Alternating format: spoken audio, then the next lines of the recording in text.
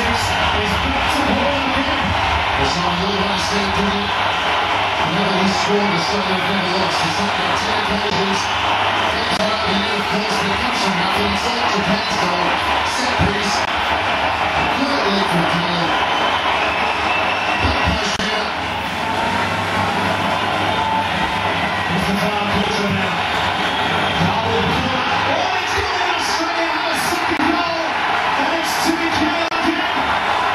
2 goals like in Germany 2006. He punches the corner flag. We could be in Kansas, Latin. How does he do it? He just has that knack of being in the right place at the right time. His headers are more clinical and effective way he executes. Congratulations, it's fair to say you're probably not too popular in Japan. I'd just like to thank the crowd, the lads. Great turnout in Melbourne. I'm so proud to be here, so proud to play tonight. But I think the credit just goes to the crowd. You were brilliant. Tell us about your goals just quickly, because you like putting the goals past Japan.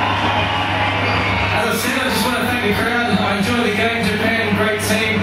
And this is a step forward for us. It's great to finish top of the group. So again, thank you so much to the crowd. Thank you. Okay, well, interesting interview with Timmy Kale. I think it's perhaps clear from that he needs to make a bit of a statement, perhaps, about the media. Well, of course, we went part of the stories that were running all this week, particularly in Sydney. I'm sure you've read them or heard about them.